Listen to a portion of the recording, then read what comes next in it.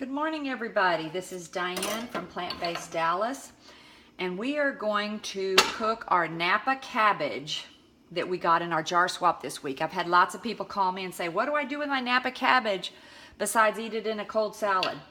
So I'm going to show you how easy it is to cut up and cook. The first thing I want to show you is I was going to get some red onions because we ran out of red onions in our swap. And I didn't have any in the fridge, but thank goodness I've got a garden and I have a plethora of onions, garlic, other alliums to fix. So I went out and pulled out some what I think are garlic. This is the great thing about having a garden, is that you can go out there and get your spices for your dishes. Okay, so I'm gonna cut off the roots, and you know what, I'm actually going to go throw these back in the dirt and these will generate more garlic. Okay, so you can use all of it.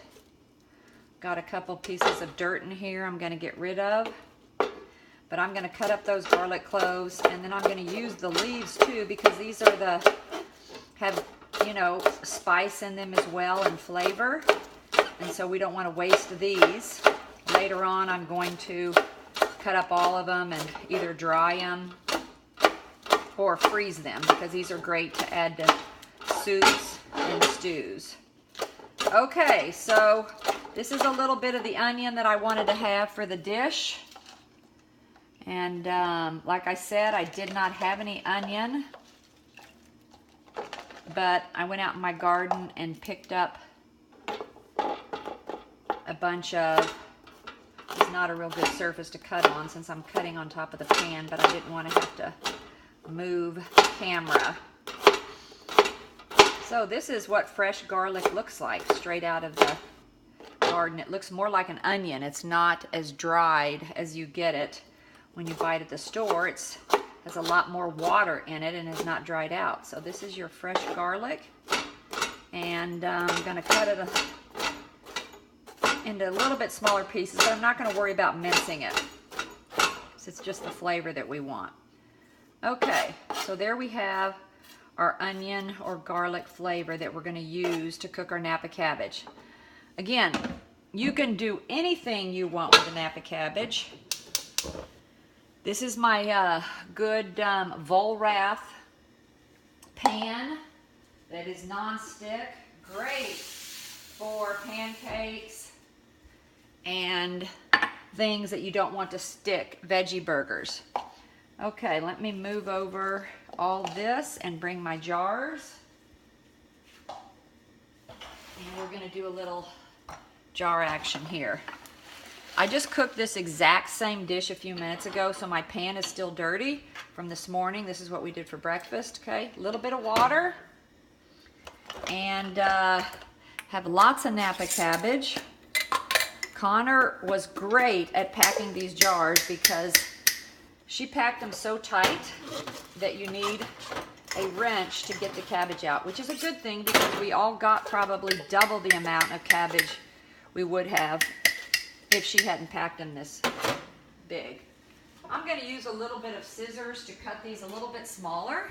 You don't have to do that, but I just want it to all sort of cook at the same time. Alrighty, so we've got our Napa cabbage in it, and you know what? All these big pieces of the ribs are delicious. You do not want to throw them away. I mean, Connor was right in packing them all into here. This is all good for us, provided extra crunch. Okay, so you did not have to cut them smaller. I just did that, but all right, one jar empty. Good job on getting that. Okay, I'm going to also put in some broccoli and cauliflower. I'm going to make this a really power cruciferous, and I don't remember who did the cauliflower, but they packed it as well. Nice and good too. Let me go check and see who did that.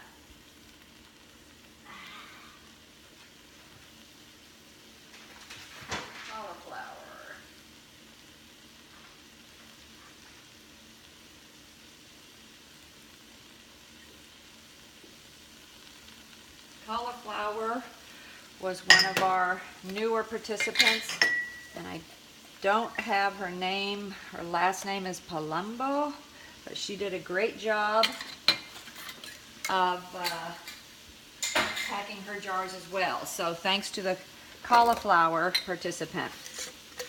I'm going to put some cauliflower. I'm going to put some broccoli. All right. We've got a little water in there steaming, and then I'm going to add my garlic flavor or onions. You could have used onions. You could add fresh ginger if you wanted. I'm not. I'm going to make it really simple today. And I added a little bit of water to steam it. It's going to steam a lot faster if I cover it up. So I've got it on high. In a few minutes I'm going to add some mushrooms, and I'm going to add some cooked farro. Thanks to Diane for bringing the grain this past week. Love to try all these new grains. So I'm going to add some farro and mushrooms to it as well. And then I'm going to season it. I might add some of my white beans to give it a little bit more protein, but it's really not needed. All these veggies in here have plenty of protein, so you don't need to worry about it. What I'm going to spice it up with is I'm going to use some balsamic vinegar, and I'm going to use a little bit of tamari or soy sauce. This is reduced sodium. I like it because it doesn't have near as much sodium as the rest of them. You can also, if you have an allergy or you do not want to eat soy, they have a this is just also called aminoes. They have a coconut aminoes that has this same taste and flavor, but it's made out of coconut and it's soy free. Let me see if I have a picture of that real quick. Coconut aminoes. Coconut aminoes. I'm coming back. Stay with me. Stay with me. Yep, here it is. And you can usually find this at most stores. Here's your coconut aminoes by Coconut Secret. 100% organic, gluten-free, non-GMO, no MSG, vegan. 65% less sodium than soy sauce. This one has 90 milligrams for 1 teaspoon.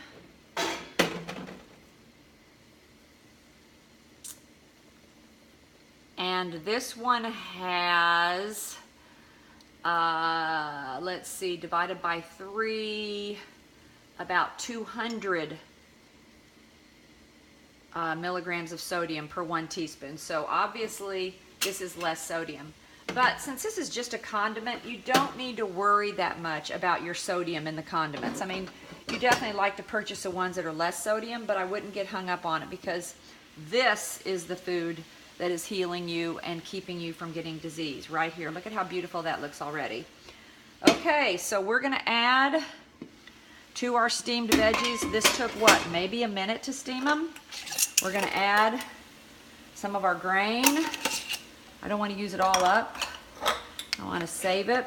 And we're going to use some of our, I love mushrooms. You don't have to add anything that you don't care for. You know, don't worry about it. Don't add. Just use what sounds good. Okay, now we're going to go for a balsamic vinegar. Again, there's really no recipe. I'm out of balsamic vinegar in this jar, so that's all that's going to go in it. And I'm going to use my low sodium tamari, a little bit of that. And I'm going to add some salt and pepper.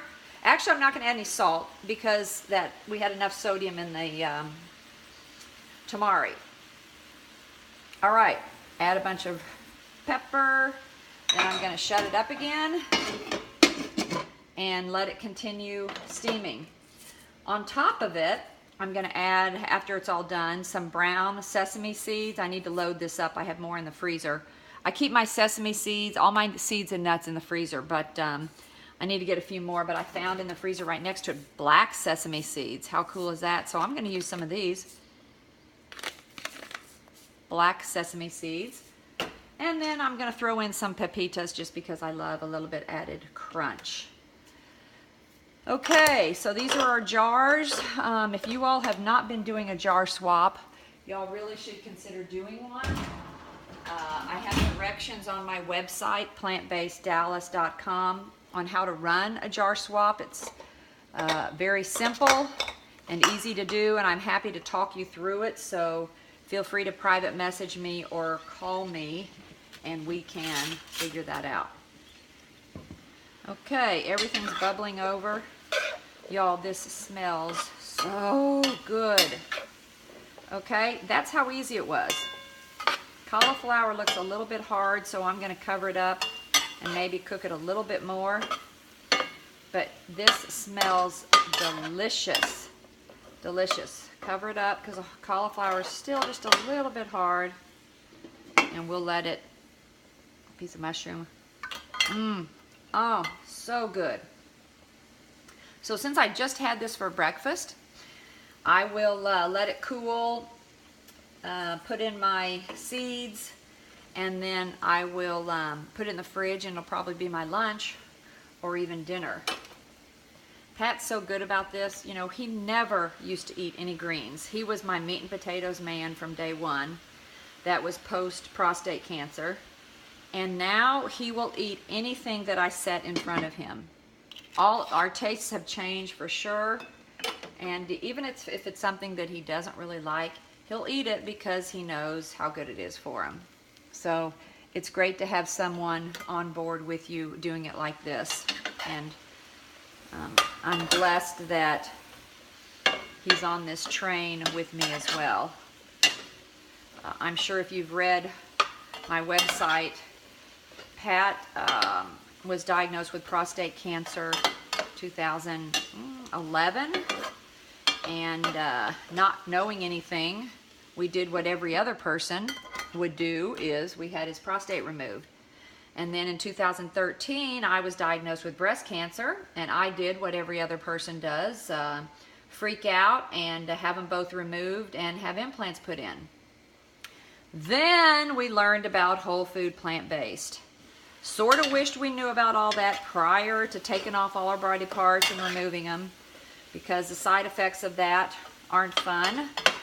So all you young kids out there, I'm so glad you're changing your dietary habits, because chances are, if you continue to eat like this and avoid the animal products and the processed foods that are out there, you're not going to get the diseases that your parents have. So kudos to you young kids who are out there trying this new way of life, and to those of you my age and older, well done if you've made the change or thinking about making the change, because I can tell you that we do feel healthier than we did when we were in our 30s. We can do more, we have more energy, and life is good. We want to be around for our grandkids. So I'm going to turn this down. This looks like we're good. Put a few brown sesame seeds. Let's empty it out. And put a few black sesame seeds because they're beautiful. Look at how good this is going to look. Oh my gosh, that is beautiful. And a few pepitas. There we go. That is your easy dish with your Napa cabbage, ladies and gentlemen. It's not hard, and that Napa cabbage is filled with sulforaphanes, which are cancer-fighting nutrients. So we need to eat our broccoli, our cauliflower, our cabbage. And hope y'all enjoyed this. Let me take y'all closer to get a closer picture of it. Okay, who wouldn't want to eat that for breakfast, lunch, or dinner? That is some good looking food. All right, everybody, have a great day. Enjoy your plants. Spread the word. We'll talk to you later.